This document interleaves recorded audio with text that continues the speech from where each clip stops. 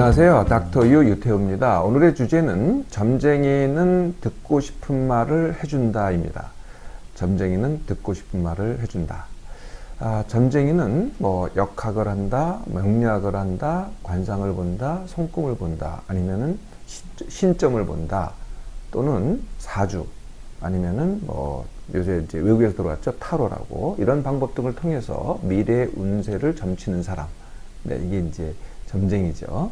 점쟁이를 다른 말로 역술인, 도사, 스님, 무속인 또는 무당, 만신, 네, 이렇게 또 부르기도 하죠. 우리나라에서는요, 무려 60만 명이 있다고 합니다. 굉장히 많은 직업으로서 이렇게 점쟁이 역할을 하는 분들이 60만 명이 있다고 합니다. 어떤 분들이 점쟁이를 찾아갈까요? 네, 이분도 또 굉장히 많습니다. 60만 명이 를 찾아가는 분들이니까. 한 조사에 따르면은요, 성인 10명당 4명이라고 합니다. 굉장히 많은 숫자죠. 네.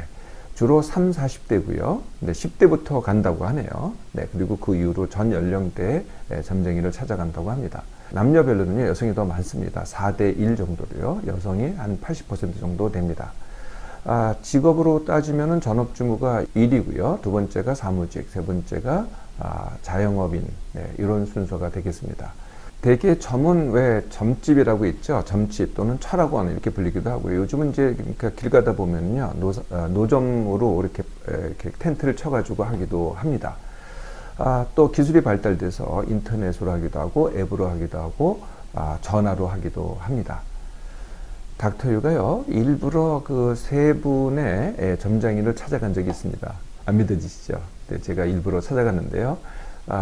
길 가다가 보게 된 처녀보살님, 그리고 미아리에서 유명하다는 중년 여성 보살님, 그리고 정말 명성이 높은 역술인, 네, 이렇게 이제 세 분을 찾아갔습니다. 비용이요, 이 첫 번째에서 두 번째, 세 번째 갈 때마다 3배씩 되었어요. 네. 그러니까 두 번째가 첫째보다 3배가 비싸고, 마지막 분이 둘째보다 또 3배가 비쌉니다. 그런데 재미있던 사실은요, 결과가 똑같다는 거예요. 그분들의 점이 다 같았습니다. 올해도 괜찮았고, 내년에도 요점을 말하면 그렇습니다. 괜찮을 거다. 이게 요점을 말하면 다 똑같더라고요.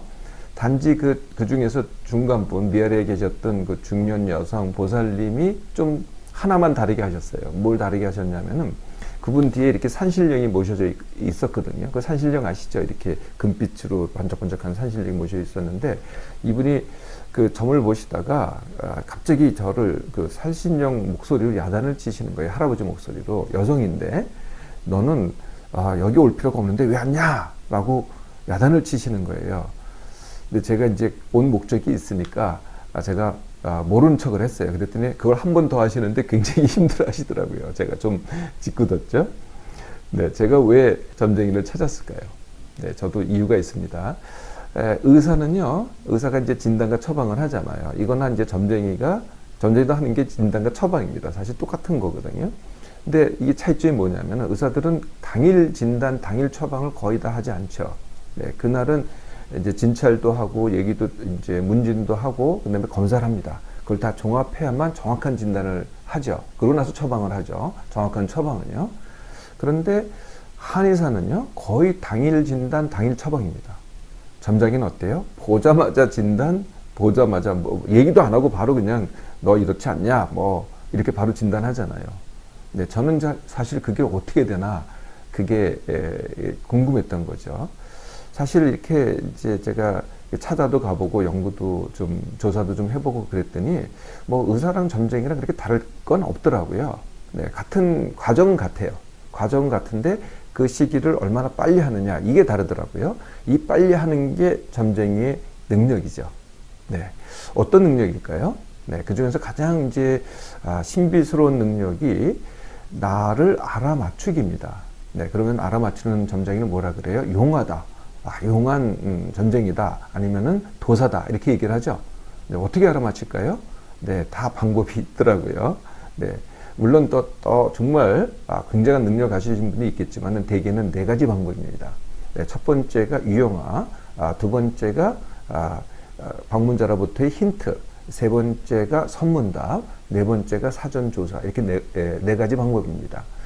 첫 번째 방법, 유형화라는 건 뭐냐면요. 대충 이렇게 성별, 연령별로 이렇게 보잖아요. 사람들은요, 되게 다 비슷해요. 네, 그걸 유형화라고 합니다. 또 이분이 혼자 왔느냐, 뭐 같이 왔느냐, 아니면 누구한테 이끌려 왔느냐, 이거에 따라서 또 유형화가 가능하거든요. 네, 벌써 딱 이렇게 그것만 가지고도 어떤 문제겠다라는 이게 가능하다는 거죠. 이게 첫 번째 방법이고요.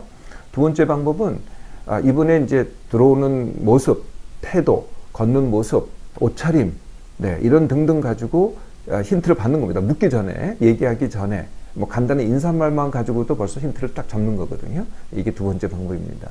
세 번째 방법이 이제 선문답이라고 하는 건데요. 이제 이 점쟁이가 하는 말은요, 사실은 잘 들어보면은 A로도 해석이 되고 B로도 해석이 돼요.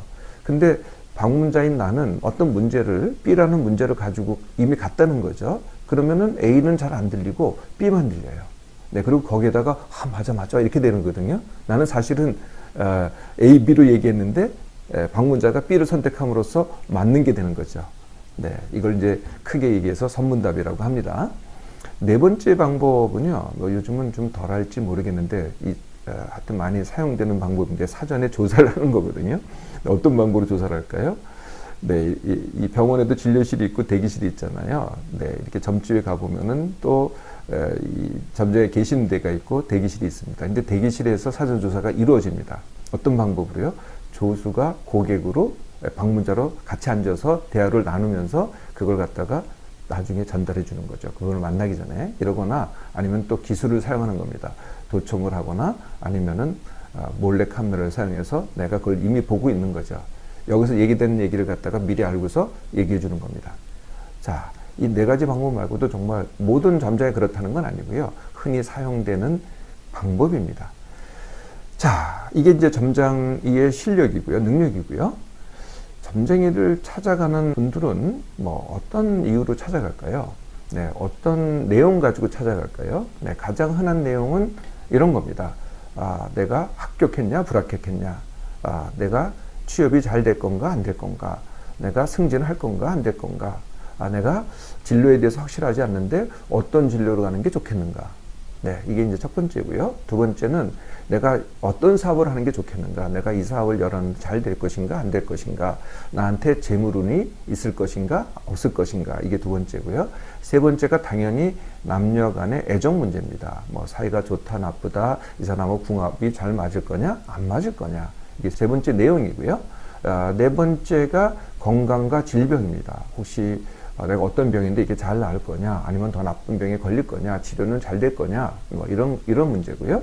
네 번째가 이사 또는 뭐 묘지의 이전, 이럴 때 또 점쟁이를 찾아갑니다.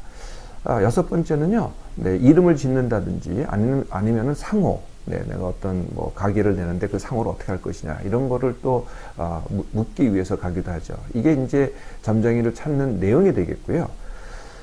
점쟁이를 찾는 사실은 진짜 이유가 있습니다. 네, 진짜 이유가 뭐냐면은 나의 답답함입니다. 답답함.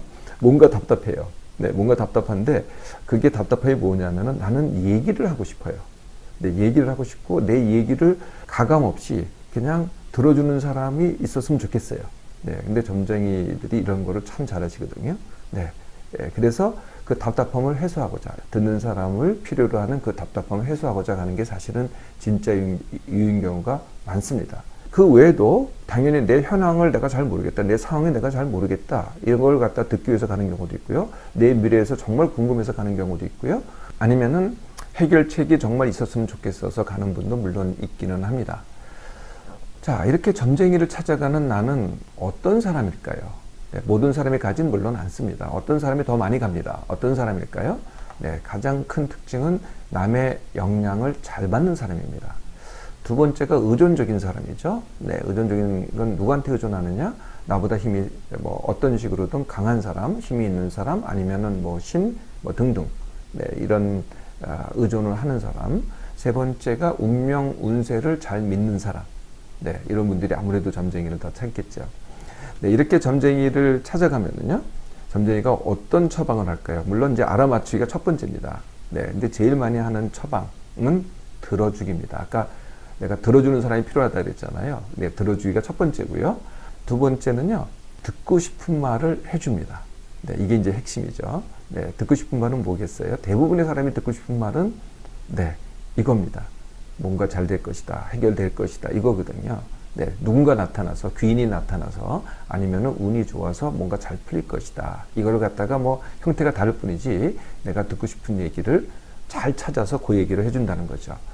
근데 그 반대되는 경우도 있어요. 거꾸로 애군이 크다, 애군이 크게 끼었다, 이렇게 해서 이제 불안을 심어주는 방법도 있습니다. 누구한테 불안을 심어주냐? 그 상대방에 따라서 이게 다른 거죠. 어떤 분은 듣고 싶은만 좋은 얘기를 해주고요. 어떤 분한테는요, 오히려 나쁜 얘기를 해줍니다. 왜 나쁜 얘기를 해줘서 먹혀 들어갈 사람한테 나쁜 얘기를 해주죠. 네. 그럴 때는 반드시 해결책도 똑같이 제시를 하죠. 뭐 부적이라든지 구술을 해야 된다든지, 그래서 이걸 해야 된다든지, 이렇게 당연히 해결책도 제시를 합니다. 점쟁이에 대해서 뭐 제가 다는 아니지만은 그래도 상당 부분을 말씀을 드렸습니다. 그동안 점쟁이를 찾거나 혹시 다니셨나요?